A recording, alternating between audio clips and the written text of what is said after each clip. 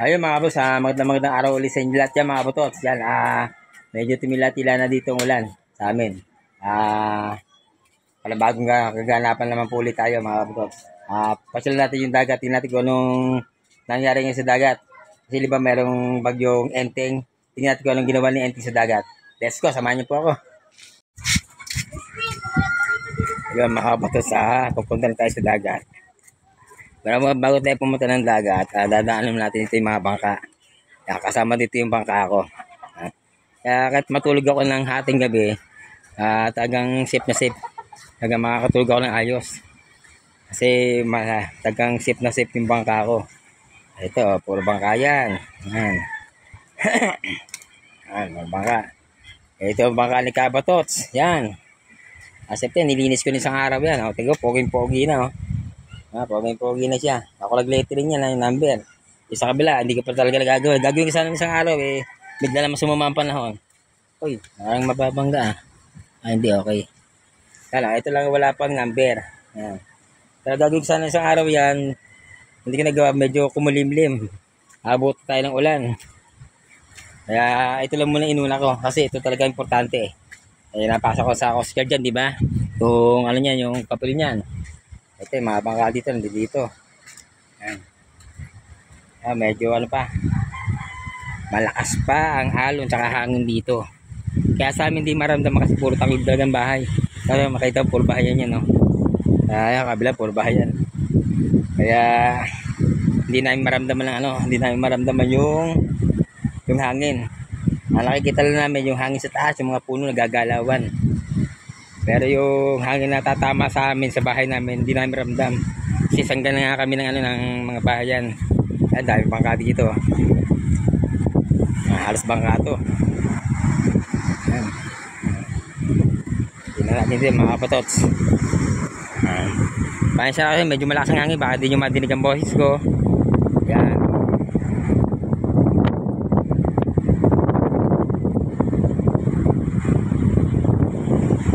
Yun mga kapatots. Ito na po yung dagat ngayon.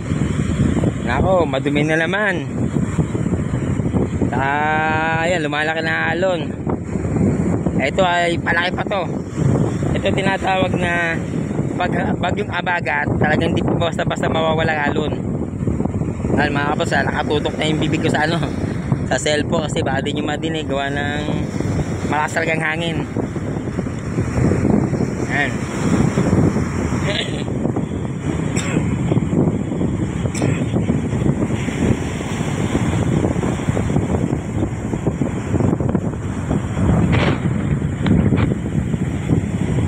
Sobrang lakas ng hangin ngayon sa tabing dagat mga kabatots. Pero yung dumi hindi na tulad ng dati. Yung dumi niya, yung tama na lang. Ewan ko lang kung madadagdagan pa yan. Kasi alpay, pangit pa ang panahon ngayon yun. Yan, nakakulimlim yun, tulad yun. Madilim pa, mukhang uulan pa yan. Tsaka ito, yan, uulan pa yan. Kaya dyan ako nagpunta kagad ako sa tabing dagat para makita ko yung kaganapan din sa dagat. Ano nangyayari sa aming lugar. Tagang wala na talagang makakalaot. Pero malapit na matapos yung bagat season. Mga 2 buwan pa siguro. Mga amihan na to. Makakalaot na.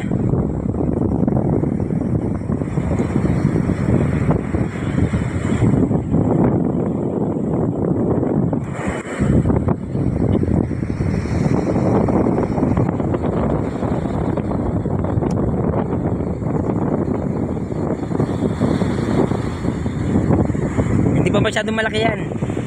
Pero yan, palaki pa yan. Dadaan pa yung alon ng bagyo.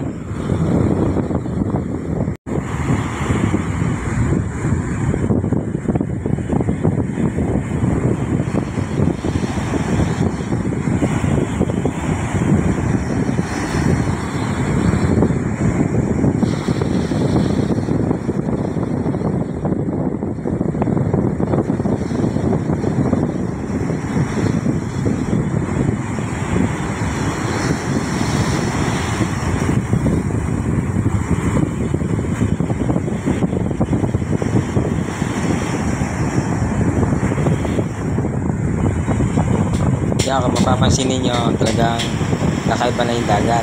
Yung kulay brown na, chocolate na. Yan, talagang hindi pa na kulay ano siya, kulay ilog na. Yan, ayan ang mga bangka nakataas na mga bangka. Lahat ng mga bangka nakataas na, pero yung iba, sabi hindi kayo itaas to sa pinakataas talaga. Kaya hanggang dyan lang muna sila. Pero pag talagang sumobran ang ano ng tubig, yung laki ng tubig, automatic yala yung mga bangka na sa baba pa, tatanggalan ng ano yan, ng cutting, kabatangan para may pasok yung bangka sa loob. Ayan, medyo kulib-lib talaga yung ano, yung panahon sa amin. Uulan pa talaga yan. Ayan. Kaya hindi ako pwede magtagal sa tabing dagat, baka abutin ako ng ulan. Yan, kulib-lib pa lahat oh. Kasi ang ulan sa amin papok-subok, pero nung madaling araw tuloy-tuloy yung ulan sa amin. Tumila siya, medyo tanghali na. Kaya ngayon, kaya nakalabas ako ngayon ng tabing dagat. Sumilip ako para mapakita ko po sa inyo yung itsura ng aming dagat. Yan to, kung makikita po ninyo, talagang kakaiba. Yan, maabot sa abangan na lang po ninyo itong aking inuubo pa talaga. Yan, abangan na lang po ninyo yung kung ano pasunod na mangyayari dito sa aming lugar. Sana mawala na yung bagyong Enteng ng gumanda ulit yung dagat, para gumanda ulit, para kumalma na po ulit. Ayan. Para chocolate dagat hindi pa masyadong malaki po yan.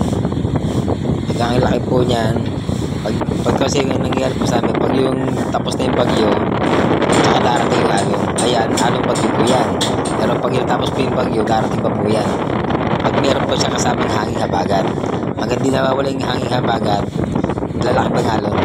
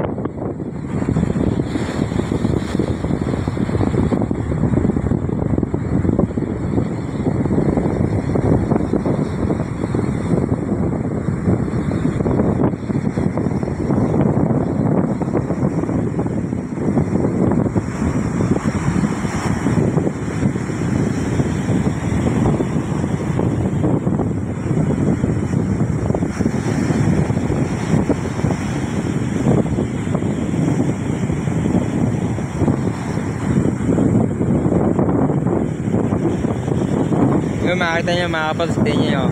Kulay tsokolate na yung ano, yung dagat. Brown na. Pangit na talaga yung dagat yun. Ito ang ginawa ng bagyong Enteng. Hindi pa masyadong malaki yan. Kasi hindi pa yan ang tunay ng hindi pa yung tunay yung alon ng bagyo. Darating pa yung alon ng bagyo.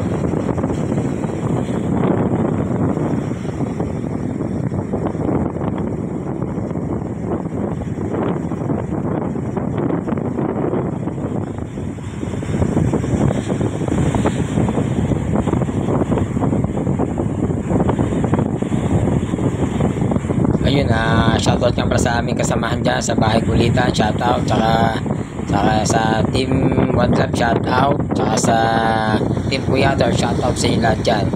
Salamat sa inyong mga suporta yan, at tsaka shoutout nga pala kay Ate Baby, kay Josephine Larte, ingat kayo dyan, shoutout din tsaka kay Nay Luisa, shoutout, God bless po yan. Hanggang dito lang po. God is great. Yahoo!